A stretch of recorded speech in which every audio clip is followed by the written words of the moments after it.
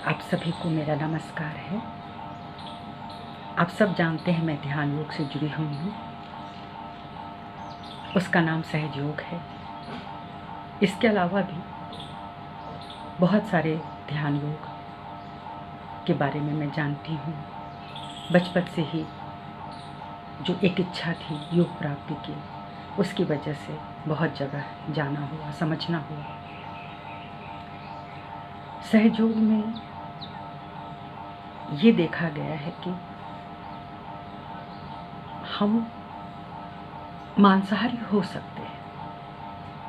इस बात को सुनकर के बहुत लोग प्रोवोक्ड हो जाते हैं, नाराज हो जाते हैं। उन्हें लगता है कि हम ब्राह्मण हैं तो हम मांस नहीं खा सकते। तो किस तरह से योग की धारणा में जो उसकी अवधारणा है उसमें कोई मांसाहार कैसे हो सकता है। जो मैंने समझा आज मैं वही आपको बताना चाहती हूँ। ये कोई रटा रटाया ज्ञान नहीं है, इसको समझना पड़ेगा।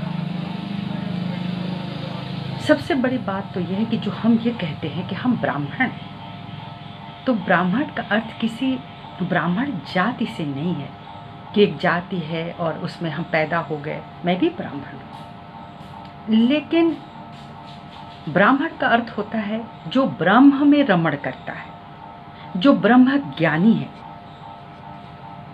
ब्रह्म में रमण करने का क्या अर्थ होता है? हम मांस नहीं खाते लेकिन हम शराब पी सकते हैं।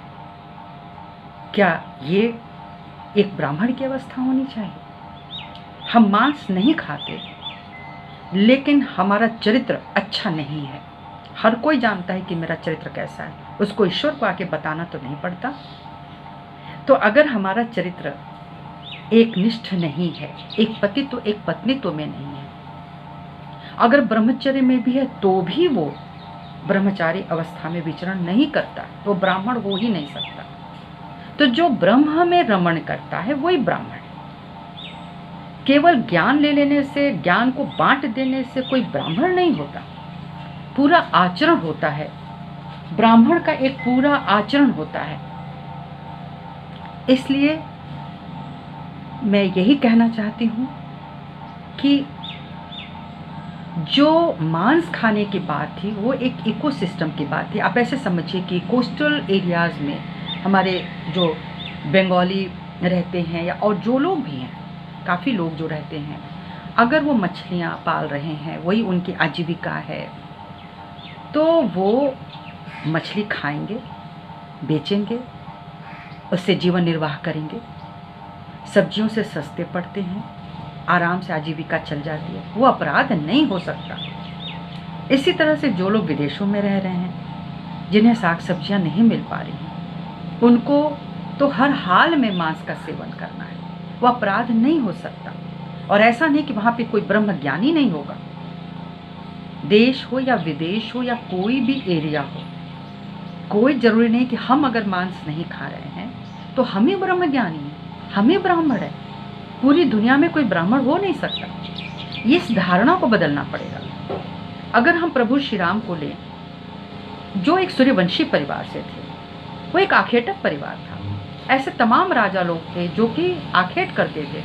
तो आप सोचिए कि आखेट क्यों किया जाता था, ये जानवर क्यों मारे जाते थे, ये शिकार क्यों किए जाते थे। इसके आगे कोई कुछ नहीं बोलना चाहता। जब हम जंगल में जाते हैं तो जरूरी है कि हमारा सिर्फ कंद, फल, फूल, इसी से हमारी आजीविका चले। लोग, श्री राम राजा थे ना, वीर थे, धनुर्धारी थे। उन्होंने अगर मृग का शिकार करना था तो क्यों करना था? सिर्फ चमड़ी के लिए तो नहीं, चमड़ी भी उन्हीं को निकालना था। वो भोजन भी होता है, इसको अन्यथा ना ले, बात को समझने की कोशिश कीजिए। जंगल में रह करके हमेशा संभव नहीं है कि हमें फल फूल मिल जाए, और वो भी एक राजा, एक आखेटर, जिसका पूरा परिवार पीढ़ी दर पीढ़ी शिकार करता आया, उसकी बात हो रही है। तो सूर्य नाड़ी की व्यवस्था के लिए प्रोटीन बहुत ज़्यादा चाहिए होता है। जिन लोगों में ऑलरेडी प्रोटीन बहुत ज़्यादा है वो नहीं खा सकते हैं, उनका अपने आप मांस खाना छूट जाता है। लेकिन जिनकी चंद्र नाड़ी ऊपर होती है, जो चंद्र नाड़ी पर विराजमान होते हैं, वो जल्दी भूत बाधित होते हैं, वो बहुत ही ज़्यादा पास्ट टेंस में रहते हैं, निराश होते हैं। ऐसे लोगों के उत्थान के लिए प्रोटीन का सेवन कराया जाता है।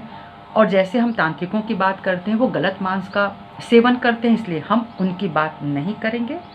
लेकिन संतुलन बनाए रखने के लिए छोटे जो जानवर होते हैं, जो सुपाच्य होते हैं, उनको खाने में अपराध नहीं है। ज़रूरत है तो ज़रूर खा लेना चाहिए, आवश्यकता लगती है, हर एक को बॉडी की नीड है। अब मैं आपको बताऊं कि सहज योग में हमें सबसे बड़ी चीज़ क्या मिली कि हम अपने गुरु बने, हम अपने टीचर बने, हम अपने काउंसलर बने। हमें पता चला कि हमें चाहिए क्या, एक्चुअली लोग क्या कह रहे हैं, ये परंपरा क्या है, इससे परे हट करके भगवान बुद्ध की तरह हमें खुद खोजना होगा।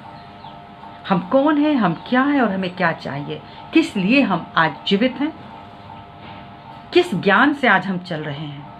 क्या केवल सुने सुनाई बातें हैं या हमने उसको अपने नाड़ी तंत्र पे, अपनी बात पे महसूस किया। जिसने भी महसूस किया होगा वो कभी इस बात को नहीं काटेगा। लेकिन जो केवल दूसरे की बात सुन के चल रहे हैं, रटी रटाई बातों को सुन रहे हैं, उनको थोड़ा सा इस पे समय देना पड़ेगा अपने लिए।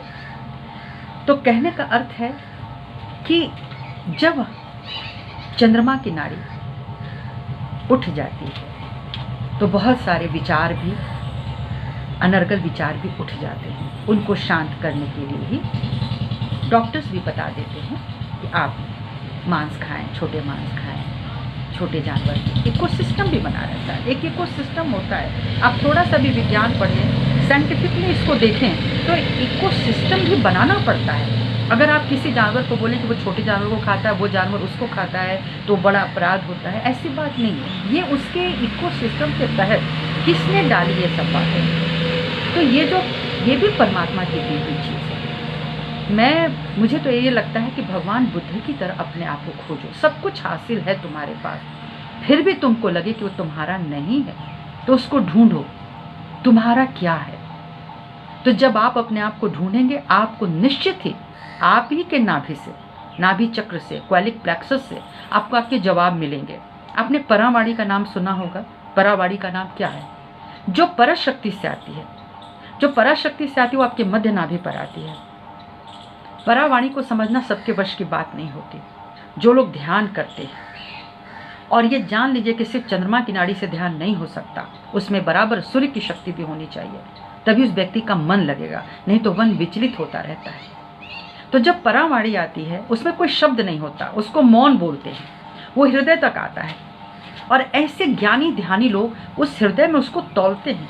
उसके बाद वो आज्ञा चक्र आपके मुख पर आता है, जिसको हम मुखर कहते हैं। तो जब वो मुखर हो जाता है तो आपकी वो वाणी सरस्वती की बन जाती है। इसलिए ये जो प्रश्न हमारे सामने आया कि योग में आकर के भी, और मैं आपको बताऊं विशेष तौर से मेरे साथ जो प्रश्न था वो सहयोग से जुड़ा था कि सहयोग में आकर के लोग मांस क्यों खाते हैं। कभी भी बड़े का मांस नहीं खाना चाहिए, वो चाहे वो किसी भी धर्म का हो, मनुष्य को नहीं खाना चाहिए। बड़े का मांस खाने से गर्मी बढ़ती है। शरीर का तापमान ऐसा नहीं बना है कि हम बड़े का मांस खाएं तो हम क्रोधित होंगे, हम आक्रोशित होंगे। इसीलिए धर्म के नाम पे जो बार बार ये जो तलवारें और कटारें और पता नहीं क्या क्या बर्छी भाले निकल जाते हैं, उसका भी यही रीज़न है। हम इतने कठोर, इतने क्रूएल क्यों हैं? क्योंकि हम बड़ों का मांस खाते हैं। हमें नम होना है, विनम्र होना है, उसकी तासीर थोड़ी ठंडी रखनी है। भगवान बुद्ध के बारे में सारी बातें होती हैं, अहिंसा के बारे में बात होती है और मांसाहार न लेने की बात होती है, पर क्या कभी कोई ये बात करता है कि भगवान बुद्ध की मृत्यु कैसे हुई? भगवान बुद्ध भी मांस खाते थे, उनकी मृत्यु हुई। गरम सुअर का जो मांस बना था वो गरम था और वो जल्दी में उनको कहीं जाना था, उसको उन्होंने खा लिया। ये स्क्रिप्चर्स में मौजूद है। क्योंकि कहाँ भगवान बुद्ध, कहाँ हम लोग, लेकिन कई चीज़ें छुपी होती हैं, उसको भी तो उजागर कीजिए। तो वो जब खाते थे, उससे उनकी जब मृत्यु हुई तो उनके फॉलोअर्स को लगा कि ये नहीं होना चाहिए, इसलिए ये सीधे कह दिया कि मांस नहीं खाना है, मांसाहार होना ही नहीं है। ऐसा नहीं, जीवन में संतुलन बना के रखिए और देखिए कि आपके लिए क्या उचित है। ये तय है कि जो गर्म मांस है उसको नहीं खाना चाहिए, लाल मांस नहीं खाना चाहिए, बड़े का मांस नहीं खाना चाहिए। अगर आपकी बॉडी को ज़रूरत है तो आप मांसाहारी हो सकते हैं, लेकिन सभी को खाना चाहिए ये भी ठीक नहीं। बहुत सारी बॉडीज़ नहीं चाहती हैं, जिनके खून गाढ़े होते हैं वो मांसाहारी नहीं हो पाते हैं, अपने आप ऑटोमेटिक नेचुरली वो छूट जाता है और वो कहेंगे कि मैं तो बहुत बड़ा सात्विक हूँ, शाकाहारी हूँ। देखिए, विचार सात्विकता का तो अपने नेचर में आना चाहिए, अपने विचार में आना चाहिए, विचार सात्विक होना चाहिए। आप बात को समझ रहे होंगे, चरित्र ऊंचा होना चाहिए। उसका इससे कोई संबंध नहीं कि हम क्या खा रहे हैं और क्या पी रहे हैं। इस भ्रांति को ज़रूर दूर करना चाहिए और मैंने कोशिश की है बिना इसके कि किसी धर्म, किसी जाति, किसी व्यवसाय पर कोई आक्रमण करे बना। मैं भी जितना जान सकी हूँ उतना आपके साथ शेयर किया है। आप सभी को मेरा प्रणाम स्वीकार्य हो।